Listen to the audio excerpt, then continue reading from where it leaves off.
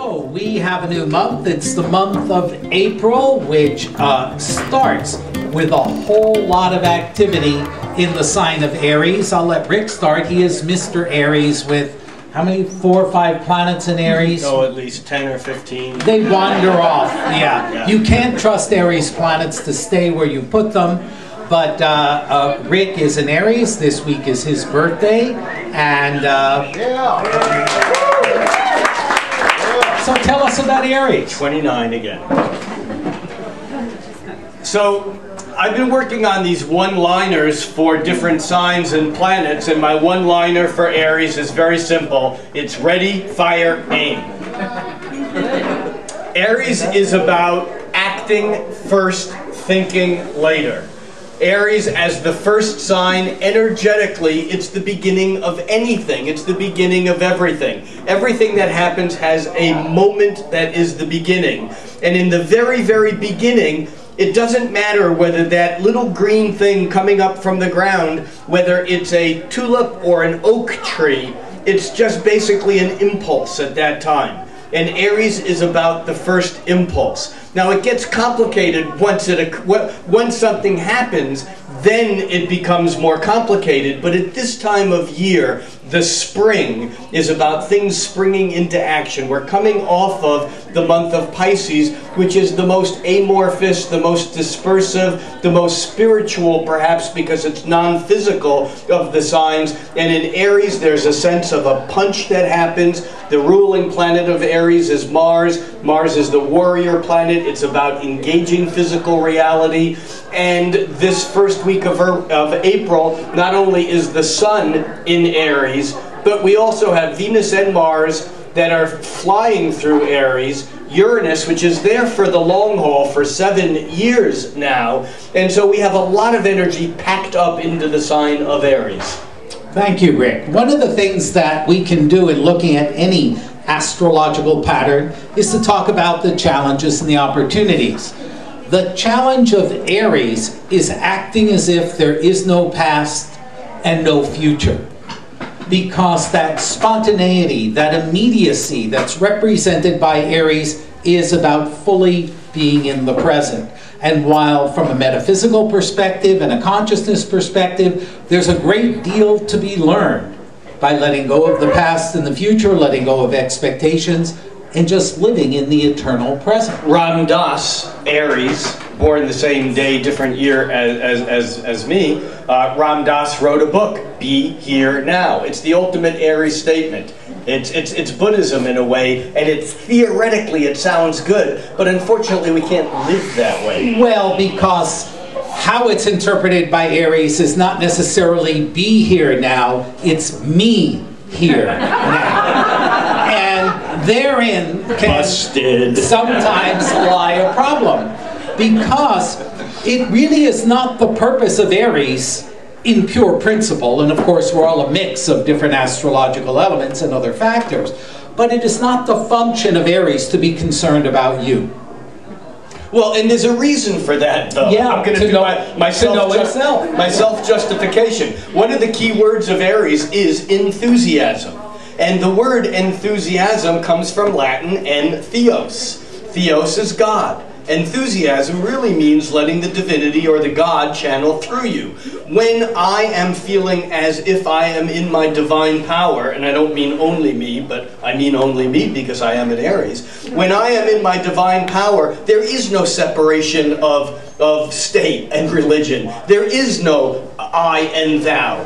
I am all. And therefore, sometimes Aries has been associated like the baby of the zodiac, because it's my fingers and toes. I can amuse myself with, this is the whole, I am my whole world. And so it's a downside and an upside. The upside is that when Aries, like a Leonardo da Vinci, is in his divinity, in his enthusiasm, there's a tremendous amount of creativity. However, or Descartes, another Aries. However, when we are not, there's a tremendous amount of ego. Well, yeah, there can be a lack of consciousness about others. But again, this can be a healthy thing, and it's a seasonally appropriate thing. For example, a great way to understand a sign is to look at its opposite sign.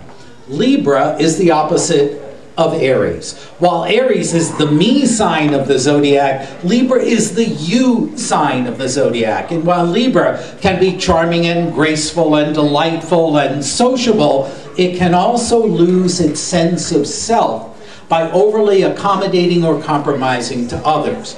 So with the sun and all these planets in Aries, I encourage you to pay attention to your initial impulse, no matter how selfish or unrealistic it might be, not because you have to behave selfishly or impulsively, but because the intuition of fire, Aries is a fire sign, and the purity of it is the first sign of the zodiac, allows us in that childlike way that Rick mentioned to just discover something truthful about ourselves that's unfiltered by society and by others' expectations. Now, until now, we've been talking about Aries as a pure energetic sign. You can do that with any, and we do that with each of the signs throughout the year. What's significant, though, is that slow-moving Uranus, 7 years in Aries now, as we've talked about here over and over again for the last year or two, and we will for the next, hopefully, year or two or three, that Uranus in Aries is moving in and out, from Earth's point of view, of an exact square to Pluto in Capricorn. And this is why we can't just be enthusiastic and self-concerned these days, because Pluto will not let Aries at this point in time simply get wrapped up in its own stuff, because Uranus, even though it's not exact now, I think the next exact square is coming up in June, May, June, but the Sun and Venus and Mars have all recently come across that square point to Pluto, and over this month Mercury will move into Aries, and it will also. And what that does is it says that aside from the egocentricity of only paying attention to what I want or what I need, that there is ultimately consequences. Pluto in Capricorn, the structure of the real world, there are real and intense and powerful consequences to what I do in my self-interest. Yeah, that is certainly true. We all know that we live in a world of gravity and a world of laws and rules and other people, and that irrespective of our own intuitive genius, we're going to run into obstacles in life. But I'm thinking about this long term, this 3 to 4 year series of squares between Uranus, which is independent and innovative, and Aries, which is both independent and innovative, to Pluto, which is controlling, in Capricorn, which is controlling. And perhaps the thing to learn now with all of these planets in Aries is about what we can create going forward rather than what we have to rebel against. That if we are overly caught up, if we project too much power outside of us, and Pluto in Capricorn in the form of giant corporations and organizations and the law can represent a powerfully repressive force. And if we sort of throw ourselves into the machine of authority, whether at work, whether in the culture, whether within our family structure, we may get chewed up by Pluto. We may pay that price. But the real beauty of Aries, not giving a crap about anything other than itself, is that it is free to blaze new paths, to create something that didn't exist before. And there's a profound difference between rebellion against something which is almost certain to evoke restriction and conflict, and an internal act of revolution that frees you to see your life and live your life differently. Now, one of the things too about Aries is I think we have to allow ourselves to make mistakes. It's important that we give ourselves permission to step into situations, attitudes, and positions where we don't know what the outcome is going to be, we don't have a plan, or even if we do, that we are willing to abandon it. Imagine that you are free every moment, and that in each instant of freedom, you have the opportunity to have a fresh start, and when Mercury goes into Aries as well, a fresh perspective. That's the real freedom and the gift of this zodiac starting sign. And I think that what makes the Aries energy so interesting this year is the fact that the Sun in Aries is very closely tracking in movement and speed of movement both Venus and Mars also in Aries, so that over the next days and even weeks, these three planets kind of come in and out of focus with each other. And I think this adds to the possible creative energy of Aries, because as the first sign of the zodiac, there is a sense of creativity. And so with Mars, Aries key or ruling planet, also in Aries, that creativity can be overpowering normally, even warmongering, over-assertive or aggressive. But with Venus there, I think Venus can kind of temper it a little bit, or give it a little bit more. I think you said earlier when we were talking, I think you used the word grace. It gives it a bit more grace. And what's interesting is throughout the month, these planets kind of play with in and out of each other's spaces, and then one at a time they each move into Taurus. And as we move through the month, this will be the theme of how we take the procreative or the enterprising, the pioneering, the me first, I'm blazing new ground energy of what I create today, and how over the next month or so I stabilize it, or we all stabilize it in Taurus. Right. And Aries is a sign of the seed, which is full of potential and full of potential new life.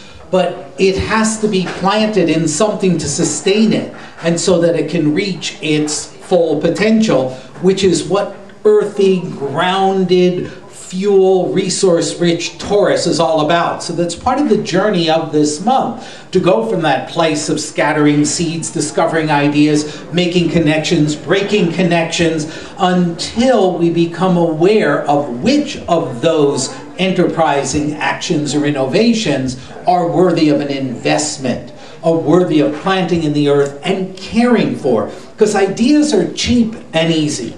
Coming up with an idea, tossing it out, no expense, no risk. Engaging in that idea, investing time and energy in it, creates a very different relationship. It's almost like the energy moves, from what you said, it's almost like the energy moves from excitement to determination. Or from, or from the idea, the breakthrough, the thought, to actually giving it substance, a good Taurus word, substance. Yeah, and Aries is a cardinal sign. It begins a season, and it begins the whole astrological year. So in many ways, it is the most cardinal initiating sign of beginnings or immediacy. And we could argue that Taurus is probably the most stable, the most fixed, the most grounded of the middle of the season signs, which are really meant to occupy space. Cardinality, and particularly Aries, enters, but it doesn't occupy. Taurus, or fixed signs, tend to occupy and the space they're in. New movement, Occupy Taurus. That's right.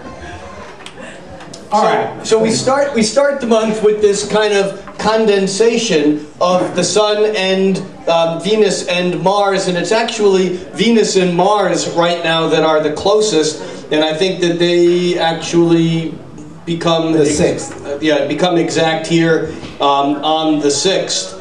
You can see that Venus and Mars actually line up, and although the exact date of any planetary aspect is significant, I think it's more significant that Venus and Mars are moving so similarly, and well, they hold that conjunction for more than just a few days. Yeah, and we always, Rick and I have this issue we run into all the time. He gave me the eye as I said this. Yeah, in the various forecasts that we do. We do daily stuff, audio and video and all this different stuff. And we talk about planetary activities on the days they occur. And except for fast-moving lunar transits, almost all of these conjunctions or oppositions or significant relationships with planets, even fast-moving ones, have a duration of several days.